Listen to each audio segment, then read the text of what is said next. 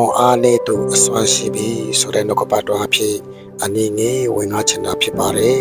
လူတိုင်းမှာအားနဲ့ချက်ဆိုတာကိုယ်စီကြတာဖြစ်ပါတယ်အဲ့ဒီအားနဲ့ချက်ကြောင့်လူတွေကြားထဲမှာသူများနဲ့တန်းတူနေနိုင်ဖို့ဆိုတာအင်မတန်မှခက်ခဲပါတယ်။ဘာဖြစ်လို့လဲဆိုတော့အရာရာအားလုံးဟာမပြည့်စုံတဲ့အတွက်ကြောင့်ပဲဖြစ်ပါတယ်။ကျမ်းစာထဲမှာမတန်ဆွမ်းသောအမျိုးဖြစ်တော်လဲကြောက်တွင်း၌နေရာချတတ်တော်ရှာဖာယုံတစ်ပါးလို့ဖော်ပြထားပါတယ်။အဲ့ဒီရှာဖာယုံဆိုတဲ့တတ်တော်ဟာမတန်ဆွမ်းတဲ့အတွက်ကြောင့်တခြားတတ်တော်တွေနဲ့အတူတူနေလို့မရနိုင်ပါဘူး။ဒါပေမဲ့သူက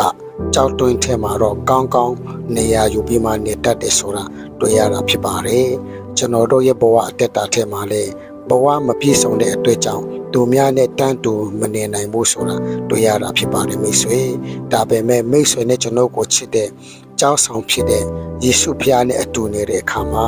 အရာရာအားလုံးဟာပြောင်းလဲပြီးခွန်အားနဲ့တော့သူဖြစ်တော်လဲခရစ်တော်အားဖြင့်အစွမ်းရှိပြီးဆိုတဲ့နှုတ်ကပတ်တော်အဖြစ်အနေငယ်ဝင်ငါချင်တာဖြစ်ပါတယ်အလျှောက်တိုင်းပေါ်မှာဖျားရှင်ကောင်းချီးပေးပါစေ